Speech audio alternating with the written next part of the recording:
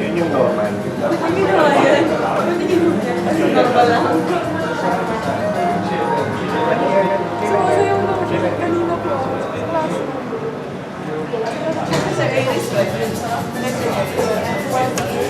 Yung yung mga kutsara at tinidor, pa-reserve na lang po para sa mga upcoming recipes para sustainable tayo. Pero yung mga plato, okay lang pong pagbigay gift. Kasi meron kasing nangyari kanina, di ba? Ito sir na baliw naman, pero long kilaw.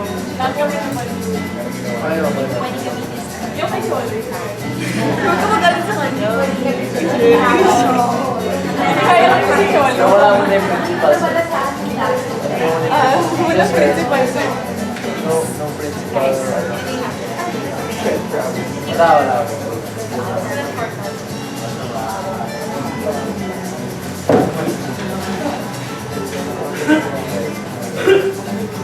Sabi na mga din na, oral preparation. List alam, mas mangyari. Pero may mas malalaki. Tapos yung mga tayo sa bag, sa bag. Kinaya na siya. Hello. Okay, so magandang hapon.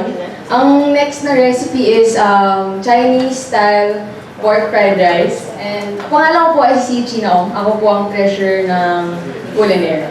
So, kung nagtataka po kayo kung paano ko naisip gawin tong recipe na to, bilang isang college student, actually, I live away from my parents. Nagko-condo po ako mag-isa. So, may weekly allowance lang po na binibigay sa akin. So, syempre, sa weekly allowance na yun, kailangan i-budget ko yung mga kakainin ko. Hindi pwedeng sa mahal lang ako kakain, sa ganyan. Hindi yung parang ugali mo na parang kasama mo yung parents mo palagi. So, syempre, bilang isang estudyante na kailangan kumain ng masustansya, meron akong tatlong tinitignan pag kumakain. Gusto ko nutritious, masarap, tsaka syempre, mura. So, gusto ko ngayon i-share tong recipe sa inyo na mura siya, masustansya siya, and masarap pa. Actually, yung mga ingredients din niya is simple lang. Makukuha mo siya sa simpleng wet market, public market. Ang unang sige, so nakikita niyo sa screen is yung mga ingredients is ground pork, kangkong, pechay, carrots, itlog, ginger, garlic, soy sauce, sugar, oil, tsaka salt and pepper. So yung mga laman niya is, syempre, alam natin na mura lang to. And yung kanin na ginagamit natin is yung sa Rice Against Hunger din. So, eto yun. Actually, ang kailangan nyo lang na gawin is simpleng kalan, stove, tsaka kawali. And magagawa nyo na rin to. Yung cooking process is actually, kailangan nyo lang hiwain ng maliliit yung mga carrots, ginger, tsaka garlic. And then, yung ground pork, syempre. So, yung pork, yung oil ng pork, yun muna yung gagamitin natin para mas malasa sa mga kangkong, pechay, and yung garlic, carrots. So, minsan, pag mataba yung pork, hindi na natin kailangan maglagay ng cooking oil pa kasi yung katas niya, mas malasa na, then, yun. Tapos, after nun, yung kangkong and pechay, mabilis lang maluto yun. So, ilalagay lang natin siya sa bandang huli na. Tapos, pagka lumiliit kasi yung mga gulay pagka naluluto na. So, pagka lumiit na po siya, tsaka natin ilalagay yung lutong kanin.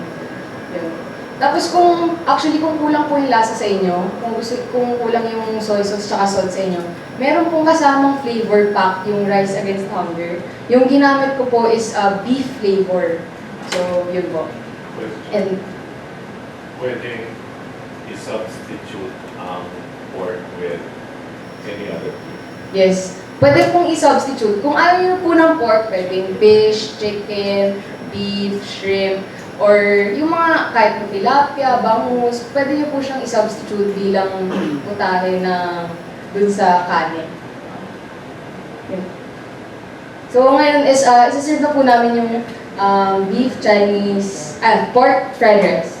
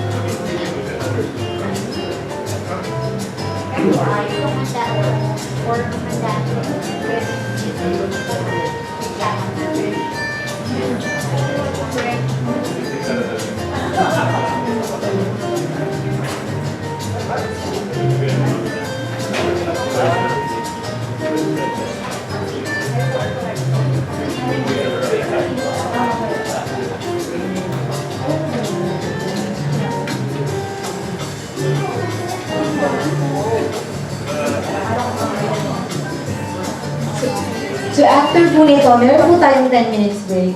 Kasi po, hindi naman po dire-diretso yung kain ng iba't ibang putahe. Para may break yung tiyan natin. Para ma-wash off, baka po maumay kayo. Okay po, enjoy.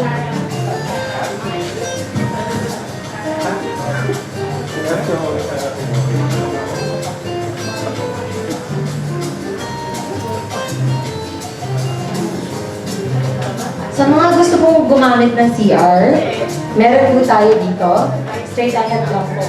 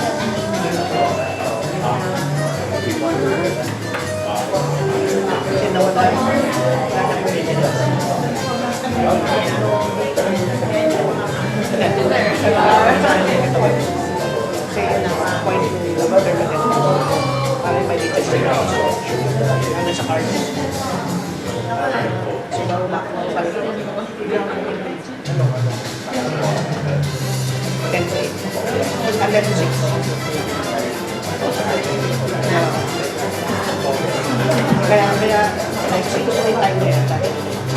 10 o'clock brunch yun.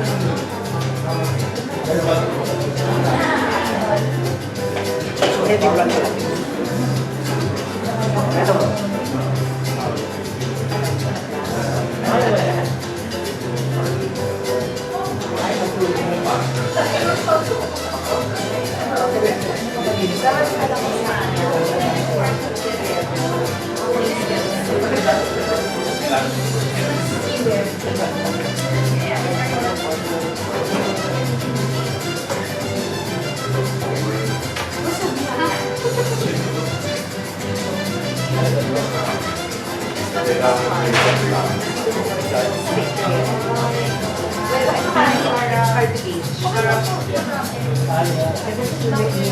So, kamusta naman po yung dishes so far po? Round 2, round 2. More. Ano po, we made po kasi total of 16 dishes. Pero syempre, hindi naman po pwedeng patikim lahat ng 16 na tuloy. Pero syempre, busog na po tayo na. So we only choose 6 lang po.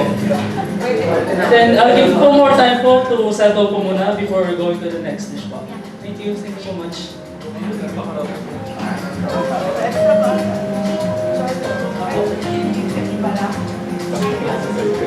I'd like to, since we're doing this break, ipopromote ko yung aming meal packs. No? So this is Rice Against Hunger. We produce these meal packs. No? So these are packed by volunteers. What we do is that we get kumukha po ng mga sponsors, mga company that would support feeding programs. So like for example, sa Barangay Pinagsama, hanap kami ng corporate donors. No? Sabihin namin, you adopt this community, they have X number of children, and with that, you need to pack X number of meal packs. Each meal pack actually can feed 12 children. Okay? We have existing flavors already. We have chicken roscaldo, beef congee, fish flavor, ginataang and champurrado. Okay? Because the idea here is to feed children every day for at least 6 months. So hindi po kami soup kitchen na one-time feeding. Hindi po kami yung tipong may birthday, tapos gusto magpakain. Pag may gano'n, sasabihin sa akin, birthday ko gusto magpakain ng mga bata, sasabihin ko, punta ka sa Jollibee, bumili ka doon, pakainin mo sila. But don't bother me. Because you have to feed children at least 6 months. No? So, school feeding program po kami. And I think this is how we can partner with Barangay Pinagsama. Kasi hindi po siya, in your case, we do not, although in other communities, we give it to families, no? Pero pag sa mga barangay, mas priority namin yung school feeding program. So it's supplemental feeding. So, niluluto to sa schools, no? So it's not that easy. Hindi mo pwede sabihin na pag binigay mo, we also have to see kung may capacity kayo to cook, no? Kasi baka bigay namin sa inyo to, tapos wala kayong panluto. O wala man magluluto, no? Wala kayong lutuan, no? Actually, yung mga logistics na kulang ng lutuan, walang problema yon kasi we can give you lutuan. Kung wala kayong kaldero, we can give you kaldero. Kung wala kayong plato, ganyan, sabihin nyo sa mga bata, magdala kayo ng kanya-kanyang plato o yung mangkok, no? Walang problema yon. And then, bring back sa inyong bahay, bigyan na linisin. Pero importante na may magluluto. And normally, this should be the parents. Kasi hindi pinasahan yung mga teachers na magluluto pa kasi wala na silang time. No? So dapat maipakita nyo sa amin na meron magluluto. Kasi there's no point in giving you this tapos hindi niyo maluluto naman. No? It has to be hot meal. No? This is ready to cook. Hindi po siya kailangan siyang, niluluto siyang lugaw. So, that's the basic. And that's the reason why we partnered with Enduran, because we want to give other choices. No? So, pag binigay nagawa na namin recipe book, bibigay namin to sa mga schools, sabi namin, ito pa pwede yung gawin, madali lang. So, pag nagsawa na yung mga bata, kasi syempre, after 6 months, baka magsawa sila. Ano yung mga bata, no? Meron silang choices rin na maybe you can ask for donations, mga ingredients na yan, because we cannot give everything. Kumbaga ito, tulungan tayo, hindi pwede lahat libre. No? Kasi binibigay namin yung basic. Kung gusto niyo pa ng additional eggs or something, I think everybody has a capacity to donate. No? Lalo yung mga teachers, yung mga students, mga parents. So they can get all these ingredients. Some of these, if you notice, instructions nga namin doon sa culinary, dapat hindi mahal, hindi ito dapat yung pang high-end the restaurant, no? Dapat sabi nila na madali makuha, no? Or madali makuha sa backyard, especially sa mga schools, meron mga silang school gardens like squash, no? Yung mga tomatoes, yung mga talong, meron silang, may mga ganun, no? May mga gulay yan sa eskwelahan, no? That's a project of DepEd. So you can get that, no? Yung iba naman pwedeng i-donate ng mga patis, mga toyo, bagoong.